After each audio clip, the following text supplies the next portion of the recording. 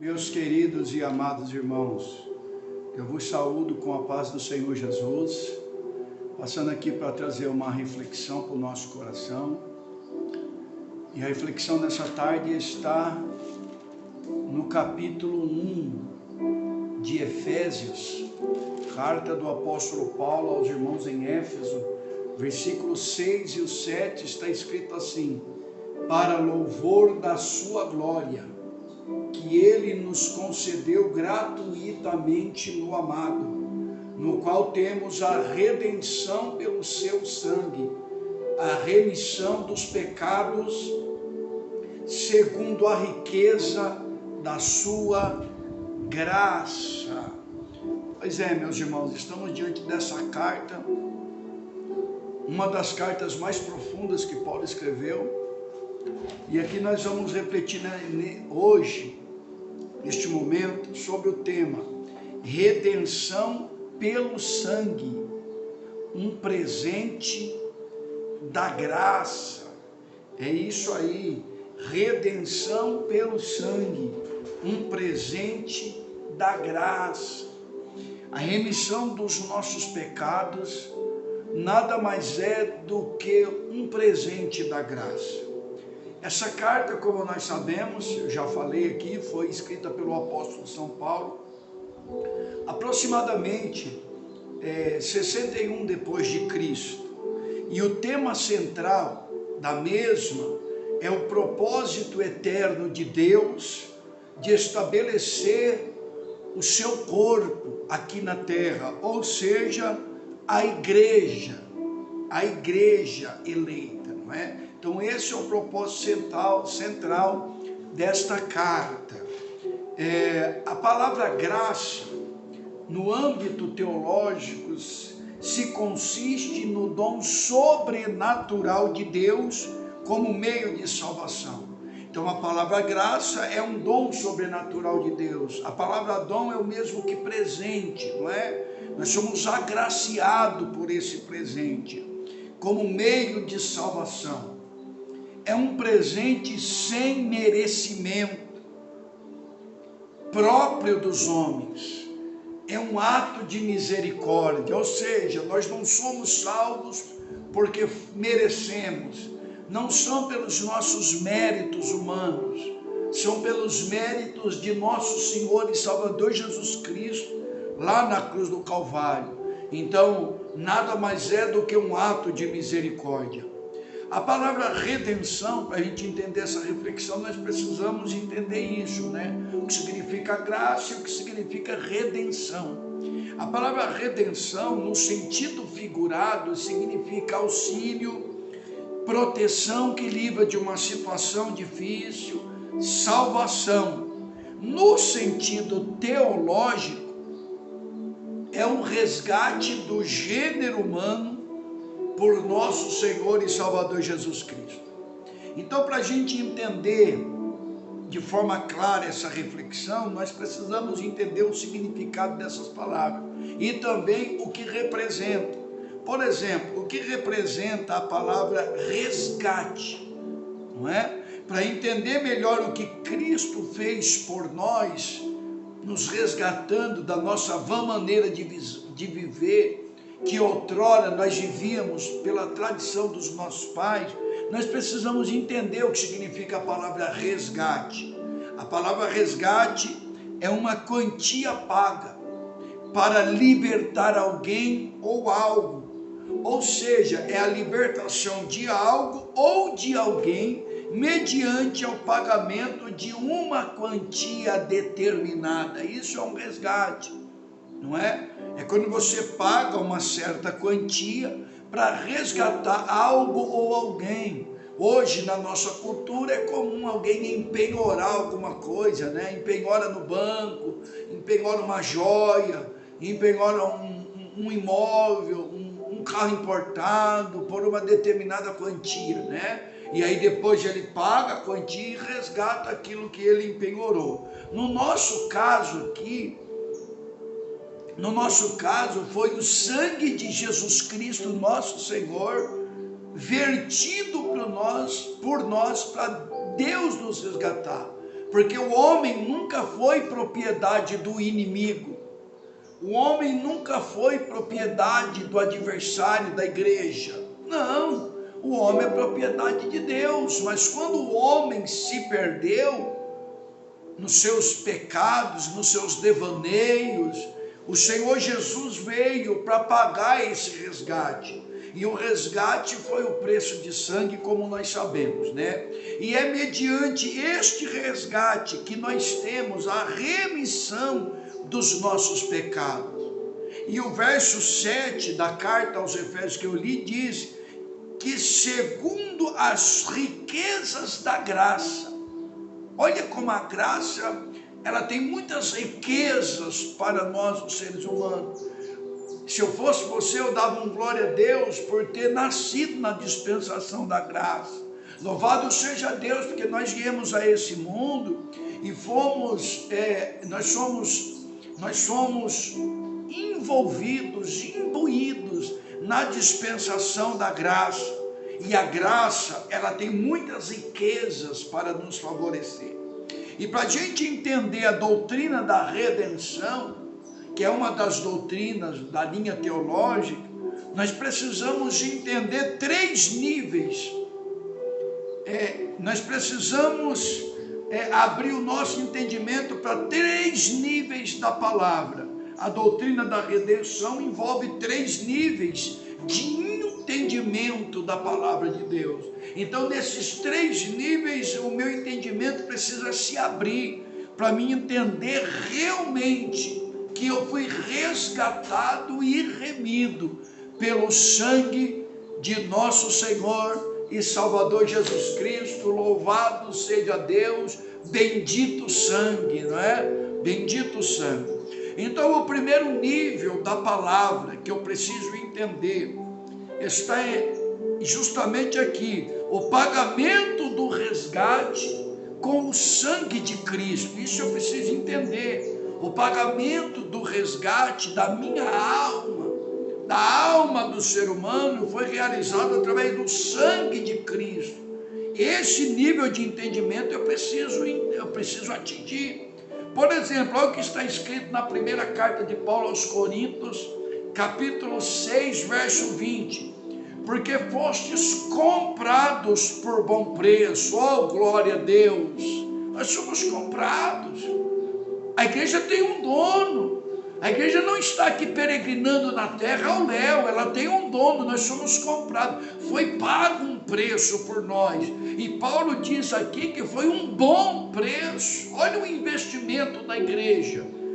Jesus investiu o seu sangue na igreja, investiu a sua própria vida, olha lá, porque fostes comprados por bom preço. Glorificai, pois, a Deus no vosso corpo e vosso espírito, qual pertence a Deus. Então Paulo deixa bem claro aqui, nós somos comprados por um bom preço. Por isso a igreja precisa glorificar o Senhor no espírito e no corpo. Olha ainda, em conexão com esse mesmo verso, o que está no Apocalipse 5, versículo 9 e 10. Eu estou falando do primeiro nível de entendimento que eu preciso ter da palavra para entender a doutrina da redenção. O primeiro nível eu preciso entender. O pagamento do resgate foi com o sangue de Cristo, não foi por méritos humanos. Olha o que está em Apocalipse 5, do 9 ao 10. E cantavam um novo cântico, dizendo: digno és de tomar o livro e de abrir os seus selos, porque foste morto, e com o teu sangue, deixa eu parar um pouquinho aqui, é verdade, ele foi morto, Jesus morreu, mas ao 3º dia ressuscitou. A Bíblia não nega a morte de Cristo, ele morreu sim, mas ele ressuscitou. Nenhum outro antes, nenhum outro líder, nenhum outro rabino, nenhum outro senhor, nenhum outro mestre, nenhum outro venceu a morte, mas o Senhor da igreja venceu. Por isso Paulo vai escrever aos Coríntios no capítulo 15: aonde está, ó morte, o teu aguilhão? Oh glória, onde está, ó morte, a tua vitória. Tragada foi a morte na vitória. Oh, glória a Deus. Olha o que está escrito aqui, porque foste morto e com o teu sangue compraste para Deus homens de toda tribo, língua, povo e nação, e para o nosso Deus fizeste reis e sacerdotes, e eles reinarão sobre a terra. Olha que coisa linda, a igreja foi comprada por um bom preço. Jesus nos comprou, Jesus pagou o preço para que nós fôssemos resgatados. Por isso Paulo vai dizer: nenhuma condenação há para os que estão em Cristo Jesus, que não andam segundo a carne, mas segundo o Espírito, conforme está em Romanos 8:1. Oh, glória a Deus! Então nós somos comprados, e Deus nos fez reis e sacerdotes, aleluia, e num propósito futuro, nós reinaremos sobre a terra. Então o primeiro nível de entendimento da palavra que eu preciso ter para compreender o resgate, é que nós somos resgatados, ou fomos, pelo sangue de Cristo. Segundo nível de entendimento, a remoção da maldição da lei. Porque eu fui remido pelo sangue, eu não estou mais debaixo da maldição da lei. Olha o que está escrito em Gálatas 3, 13 e 14. Cristo nos resgatou da maldição da lei, fazendo-se maldição por nós, porque está escrito: maldito todo aquele que for pendurado no madeiro, para que a bênção de Abraão chegasse aos gentios por Jesus Cristo, e para que pela fé nós recebamos a promessa do Espírito. Então Cristo, através do seu sacrifício, Ele nos resgatou da maldição da lei. E por que Ele nos resgatou? Porque Ele se fez maldito por nós. Ele não era maldito, mas Ele se fez. Para quê? Para que a bênção de Abraão chegasse até nós. Vocês entendem que nós somos co-herdeiros de Cristo Jesus, das bênçãos de Abraão? É bem verdade que por adoção, né, irmãos? Os filhos mesmo, legítimos, é Israel, que é, né, as estrelas do céu. Lembra que lá no Gênesis 15, Deus tira Abraão para fora da tenda, ele está desanimado, porque ele não tem descendente, ele não tem semente. Ele fala: Senhor, tu não me deste filho, Senhor, e o herdeiro da minha casa será o Damasceno Eliezer, um servo que nasceu na minha casa. O Senhor falou: Abraão, saia para fora, olha para o céu, conta as estrelas dos céus, se tu as puder, porque assim será a tua descendência. Deus tira Abraão da onde estava limitando a visão da promessa e renova, aleluia, a esperança no coração dele, dizendo: assim será a tua semente, serão como as estrelas do céu. E a Bíblia vai dizer sobre as estrelas do céu e a areia do mar, areia da praia, as estrelas do céu, referência aos judeus, as areias da praia, referente aos gentios, porque Abraão é pai das 3 principais e maiores religiões do planeta, e a areia da praia, que são os gentios, que somos nós, filhos de Abraão por adoção. E Paulo vai dizer que Deus enxertou o zambujeiro bravo que era nós na videira verdadeira. Então, porque Jesus se fez maldito por nós para nos resgatar da maldição da lei, aleluia, nós temos direito às bênçãos de Abraão e também a promessa do Espírito Santo, louvado seja Deus. Então nós precisamos entender que quando Jesus morreu na cruz, para nos dar este presente, redenção, um presente da graça. Quando Jesus morreu na cruz para nos dar este presente, que nós não merecíamos, o presente de ser salvo, imbuído veio junto o direito às promessas de Abraão, o direito do Espírito Santo de receber a presença do Espírito Santo, louvado seja Deus.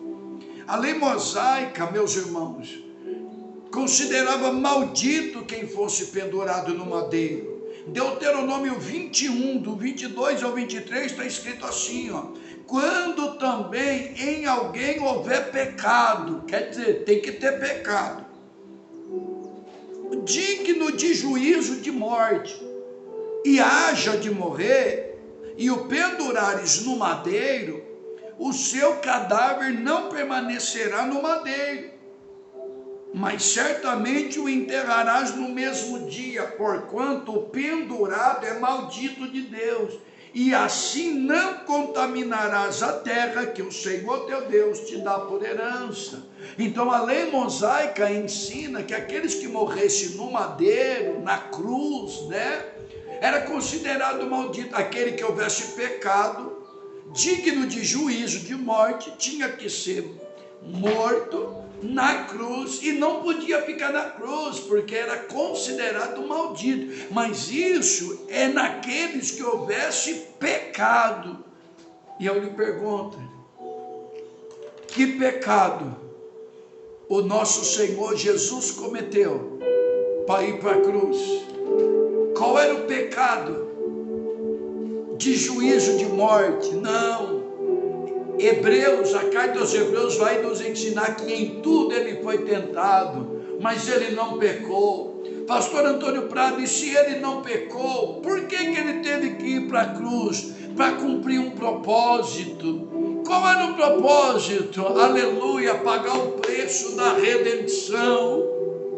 Oh glória, para aqueles que estavam longe se aproximassem de Deus através do sangue. Ele veio para cumprir um propósito, para nos remir, para nos resgatar, aleluia, da maldição da lei, redenção, um presente da graça. Ele veio para morrer por nós, ele veio para ser crucificado pelo nosso pecado. Bendita cruz, bendito sangue, louvado seja Deus. Deixa eu te dizer, os nossos pecados foram todos, aleluia, remidos pelo sangue de nosso Senhor e Salvador Jesus Cristo. Louvado seja Deus. Gálatas 4, verso 4 e 5, vai dizer que Jesus veio para remir os que estavam debaixo da lei. Olha o que está lá em Gálatas 4, do 4 ao 5. Mas vindo a plenitude do tempo, Deus enviou seu filho, nascido de mulher. Deixa eu lhe dizer, isso aqui é para falar da natureza humana de Jesus, porque já houve muitas seitas que não recebia Jesus como Senhor, não acreditavam e não acreditam em Jesus Cristo, porque não consideram o nascimento humano de Jesus. Mas aqui está dizendo que ele foi nascido de mulher, nascido sob a lei, para remir os que estavam debaixo da lei, a fim de recebermos a adoção de filhos. Então olha que interessante, Jesus veio nascido de mulher. Isso aqui é para deixar bem claro Jesus era 100% Deus, mas também foi 100% homem. Ele venceu o pecado aqui como homem, ele venceu as tentações como homem, ele venceu as angústias como homem, ele teve fome, ele dormiu, ele teve sede, ele passou pelas privações como homem, ele era 100% Deus, nunca deixou de ser, mas também foi 100% homem, porque ele tinha que enfrentar tudo como homem. E olha o destaque para a palavra plenitude dos tempos. Mas na plenitude dos tempos ele veio. O que significa plenitude dos tempos? No tempo determinado, no tempo previsto. Por quê? Porque no coração de Deus, na eternidade, a Bíblia diz que o Cordeiro já tinha sido imolado antes da fundação do mundo. Oh, glória a Deus! Ou seja, quando o inimigo armou o laço para derrubar Adão e Eva, que o pecado entrou, Deus já tinha o antídoto para o pecado antes do pecado ser gerado, porque nada nem ninguém pega Deus desprevenido. Ou você acha que o inimigo ia pegar Deus de surpresa? O nosso Deus é onisciente, o nosso Deus é onipotente, o nosso Deus é onipresente, Ele sabe de tudo, Ele sabe de todo, em todos os tempos, em todas as épocas, em todas as eras. É só ler o Salmo 139, que lá fala a onisciência, a onipotência, a onipresença de Deus. Senhor, tu me sondas e me conheces bem. Antes de uma palavra chegar na minha boca, tudo o Senhor conhece. O Senhor conhece o meu assentar, o meu levantar. E ainda antes de uma palavra chegar na minha mente, tudo o Senhor conhece. Oh, glória a Deus! O Cordeiro já tinha sido imolado desde a fundação do mundo, mas na mente de Deus havia um tempo determinado para isso se concretizar aqui na terra. É o que Paulo chama de plenitude dos tempos, ou seja, chegou o tempo determinado, chegou o tempo previsto. Para quê? Para cumprir aquilo que só estava na mente de Deus. Qual era o projeto? Da igreja nascer. A igreja nasceria, Deus tinha um plano. Olha o que está em Apocalipse 13:8. E adoraram a todos os que habitavam sobre a terra, estes cujos nomes, está falando das bestas do Apocalipse, né? Cujo nome não estão escritos no livro do Cordeiro, que foi morto desde a fundação do mundo. Oh, glória! Sabe o que é isso? Antes de Deus colocar as fundações da terra, o fundamento da terra. E aí eu lembro quando Deus falou para Jó: Jó, aonde tu estava quando eu coloquei o fundamento nas terras? Antes, bem antes, na mente de Deus, o Cordeiro já tinha sido imolado, o Cordeiro já tinha sido morto antes da fundação do mundo. O mundo não existia, ser humano não existia, pessoas não existiam, mas Deus já tinha preparado a redenção como um presente da graça. Louvado seja Deus! Olha que interessante ainda, a primeira epístola de Pedro 1:18-20. Além do Cordeiro ter sido imolado antes da fundação do mundo, o sangue do Cordeiro já era conhecido antes da fundação do mundo. Ou seja, na plenitude do tempo se cumpriu, mas isso já era uma realidade, um sonho, né? Um sonho de Deus. Qual que era o sonho? Constituir uma igreja. E para isso ele precisava fazer o que? Enviar o Filho. Aleluia! Para morrer, para nos remir, para nos resgatar através do sangue. Redenção, um presente da graça. Olha o que está em primeira epístola de Pedro 1:18-20. Sabendo que não foi com coisas corruptíveis, como prata ou ouro, que fosse resgatado da vossa vã maneira de viver, que por tradição recebeste dos vossos pais. Ou seja, é aquela tradição, né? Ah, eu sou católico, porque meu pai sempre foi católico. Ah, eu sou espírita, porque meu pai sempre foi espírita. Enfim, eu não estou aqui falando mal de religião de ninguém. Eu não fui chamado para isso. Eu fui chamado para expor as escrituras. Cada um escolhe que caminho quer seguir. Eu respeito, porque durante muitos anos eu fiquei preso nessa tradição. Mas um dia meu entendimento foi aberto. Um dia eu entendi que o único Deus que me ama e sempre me amou foi Jesus Cristo de Nazaré, porque ninguém morreu por mim a não ser Ele. Entenda que num tempo onde todas as divindades que nós servíamos nos abandonou, Jesus foi lá e nos acolheu. Aí está escrito assim, ó: não foi com prata nem ouro que foste resgatado da vossa maneira de viver, que por tradição recebeste dos vossos pais, mas com o precioso sangue de Cristo, como de um cordeiro imaculado e incontaminado, que foi conhecido antes da fundação do mundo, mas manifestado nesses últimos tempos por amor de nós. Então Pedro está deixando bem claro: o sangue do cordeiro já era conhecido antes do mundo ser fundado. João, escrevendo o Apocalipse, ele recebe a revelação: o cordeiro tinha sido morto antes da fundação do mundo acontecer. Aí Pedro vai dizer assim: mas nestes últimos tempos foi manifesto para nós. O que ele está dizendo? Aquilo que estava só na mente de Deus, o projeto que estava só na mente de Deus,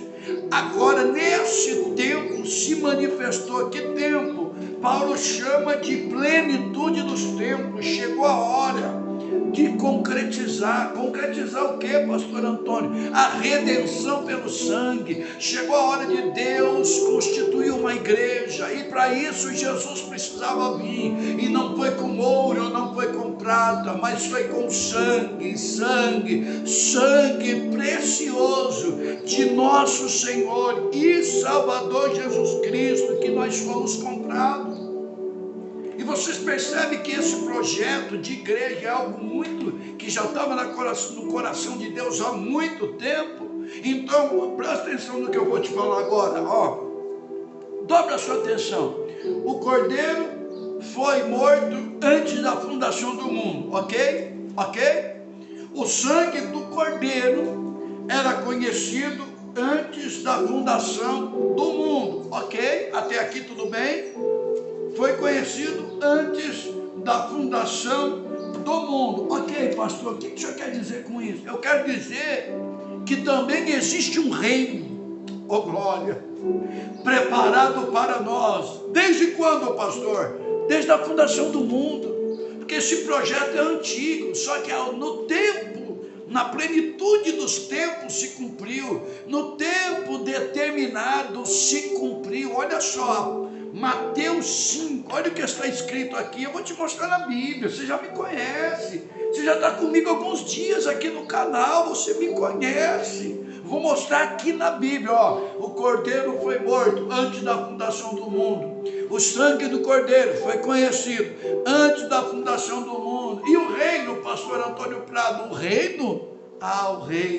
o reino já está preparado para nós antes da fundação do mundo, e bendito seja o nome do Cordeiro. Glória! Mateus 25, 34 e 35. Aliás, 33 e 34. E ele colocará as ovelhas à sua direita, os bodes à sua esquerda. E então o rei dirá, você vai ver que a palavra rei aqui está com R maiúsculo, e quem escreve é Mateus. Mateus apresenta Jesus como rei dos judeus. Olha o que ele diz: então o rei dirá aos que estiverem à sua direita, não é o que está à esquerda. Deus não tem nada com quem está na esquerda, Deus não tem nada com bode, Deus tem um negócio com as ovelhas que estão à direita. E o que é que ele vai dizer às ovelhas que estarão à direita? Vinde, benditos de meu Pai, tomai por herança o reino que está preparado para vós. Oh glória!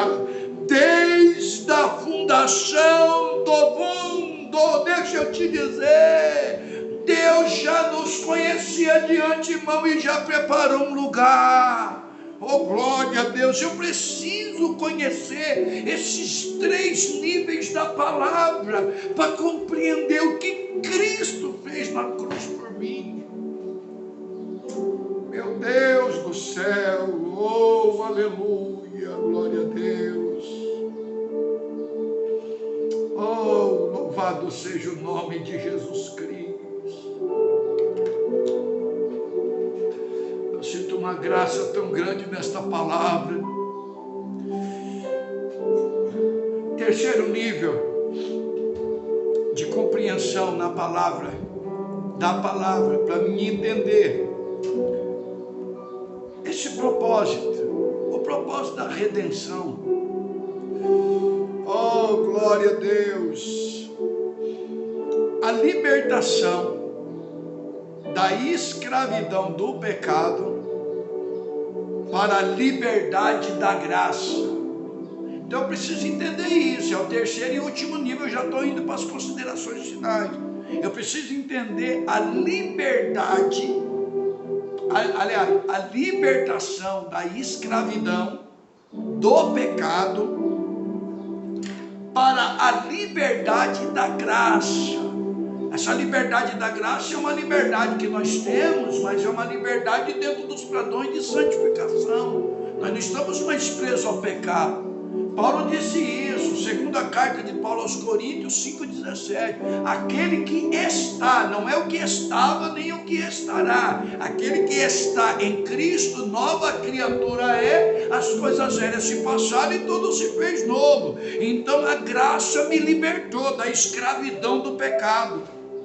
Primeira epístola de Pedro 1,18. Sabendo que não foi com coisas corruptíveis, como prata ou ouro, que fosse resgatados, oh aleluia, da vossa vã maneira de viver, que por tradição recebeste dos vossos pais.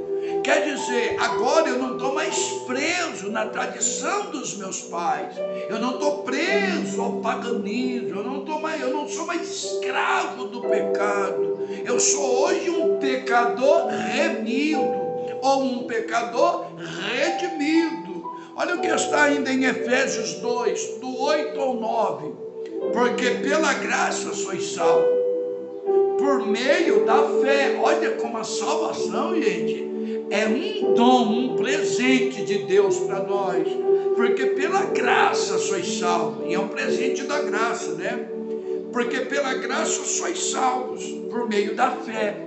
Isso não vem de vós, é dom de Deus. Vou repetir, é dom de Deus, é presente de Deus, é graça manifesta. Eu não merecia, mas Ele me deu. Não vem das obras, para que ninguém se glorie, ou seja, não são por nossos méritos. Ninguém está na presença de Deus porque é bom, porque é bonito, que é inteligente, que é cheiroso, que é melhor que um ou melhor que A. É claro que não, é a graça. Oh, bendita graça! Nós não merecíamos, mas Ele nos resgatou. Nós não merecíamos, mas Ele nos perdoou.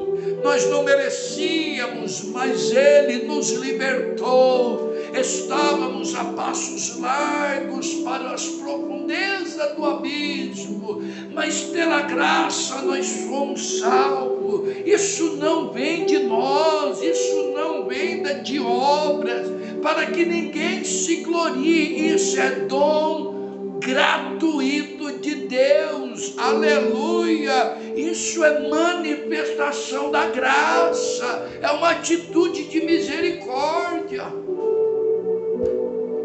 E para a gente terminar, a redenção sempre foi pelo sangue, ou seja, pela morte de Cristo. Deixa eu só te lembrar, o Evangelho nunca foi sobre nós, nada é sobre nós, tudo é sobre Ele, é por Ele, para Ele, são todas as coisas, aleluia, que nem Paulo escreveu em Romanos 11, do 33 em diante, porque dele, por Ele, para Ele são todas as coisas, as riquezas, as profundidades do conhecimento, tanto do conhecimento quanto da sabedoria está nele, é tudo sobre ele, a glória é dele, o poder é dele, a majestade é dele, a honra é dele, ações de graça é para ele, a minha vida é dele, a minha família é dele, o ministério é dele, a unção é dele, o chamado é dele, o talento é dele, oh, Santo de Israel. Olha o que está escrito, Colossenses 1, do 13 ao 14, eu já estou terminando. Ele nos tirou das potestades das trevas. Deixa eu só te dizer, a palavra tirou aqui é arrancado com força. Traz o sentido do que nós estávamos nas garras do inimigo. Ele chegou e tirou com força e diz, é meu, glória a Deus. Ele nos tirou das potestades das trevas, ou seja, das autoridades das trevas, do mundo sombrio, do império das trevas. Outrora nós estávamos fazia parte do império de trevas, de escuridão, mas hoje não. Ele nos tirou do império das trevas e nos transportou para o reino do Filho do seu amor, a quem temos a redenção pelo seu sangue, a saber, a remissão dos pecados. Outra coisa que eu quero mostrar aqui para vocês, ele nos tirou e nos transportou. O que é transportar, pastor? O que é transporte? É tirar de um lugar e levar para outro, nas regiões celestiais. Ele nos tirou, oh glória, do império das trevas. Ele nos tirou de um império escuro de trevas, de dor, de angústia, de sofrimento, de escravidão, e nos transportou. Transportou para onde, pastor? Para o reino. Que reino? O reino do Filho do seu amor. Hoje não vivemos mais no império das trevas. Hoje nós vivemos no reino de Deus, no reino de Cristo, no reino do Filho. Glória a Deus. E tudo isso por causa da redenção, que é um presente da graça. Permito orar por você, bendito Deus e eterno Pai. Nos ajude a entender, Senhor, que nós somos comprados pelo bom preço.